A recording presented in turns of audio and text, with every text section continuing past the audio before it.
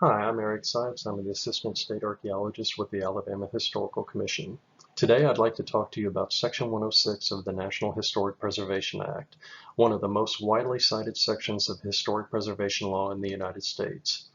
This small clause, just a few simple sentences, requires that all federal agencies consider the effect of their actions upon historic properties. Let's briefly explore how the National Historic Preservation Act developed, the impetus for the inclusion of Section 106, and the role of the State Historic Preservation Office in Section 106 consultation. Following World War II, the United States was in the unique position of having a booming economy with an excess of tax funds, and at the same time a large labor force returning from war looking for work. As a result, during the late 1940s through the early 1960s, federal agencies undertook an unprecedented number of construction and rehabilitation projects, which included dams and reservoirs, interstate highways, and urban renewal projects. As a result, an enormous number of historic buildings, archaeological sites, and in some cases entire historic neighborhoods were leveled to make way for progress. Unfortunately, what was considered blight and decayed by a federal agency was sometimes a local community's charming historic neighborhood. Slowly realizing that American heritage was being threatened, public outcry went from a slow trickle to a torrent by the early 1960s. By 1965, the public outcry became so great that a special committee on historic preservation was formed by the United States Conference of Mayors. Former U.S. Congressman Albert Raines of the 5th District of Alabama was chosen to chair this multinational committee, which included members from the National Park Service and the United States Congress. The result of this committee's investigation was the publication of the report, With Heritage So Rich, which came out in early 1966. This international volume documented the destruction of historic resources and laid out recommendations for future historic preservation efforts, which included the creation of a National Register of Historic Places. This report is generally credited as the impetus for the creation of the National Historic Preservation Act of 1966, which legislated the standards for historic preservation in the United States. The National Historic Preservation Act of 1966 set forth a national policy for the protection of historic resources in the United States. This landmark legislation followed many of the recommendations of the report With Heritage So Rich, including the creation of the National Register of Historic Places and the National Historic Landmarks Program, the creation of the Advisory Council for Historic Preservation, and the establishment of state historic preservation offices.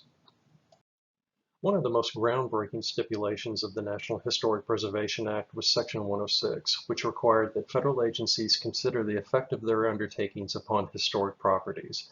That is to say, any district, site, building, structure, or object that is included in or eligible for the National Register of Historic Places. It further required that federal agencies give the Advisory Council for Historic Preservation a chance to comment upon those undertakings.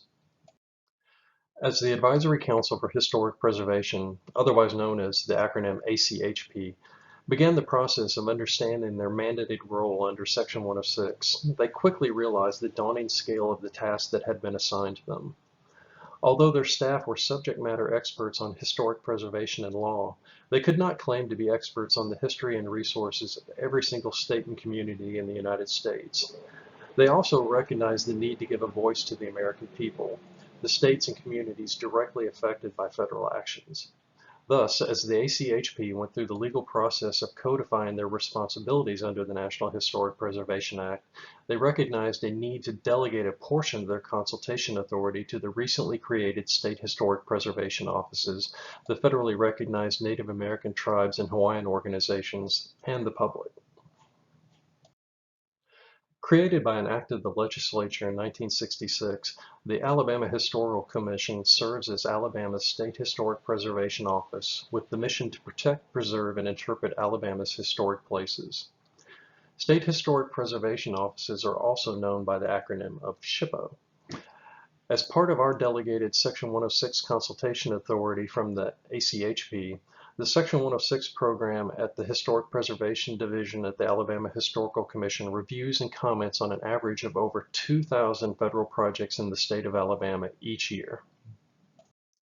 These projects are incredibly varied and may include any project that requires federal funding, license, or approvals. Within the past year alone, our office has reviewed undertakings related to federal construction projects, federally funded urban renewal and demolition projects, highway construction and maintenance, electrical transmission lines, solar farms, federal clean water permits, storm damage repair, and many, many more. It should be noted that the Section 106 consultation process has multiple steps and is not always a quick or simple process. Federal agencies are required to identify historic properties that may be affected by their undertakings and to determine the effect of their actions upon those properties. They must then consult with SHPO, TIPO, and the public upon the results.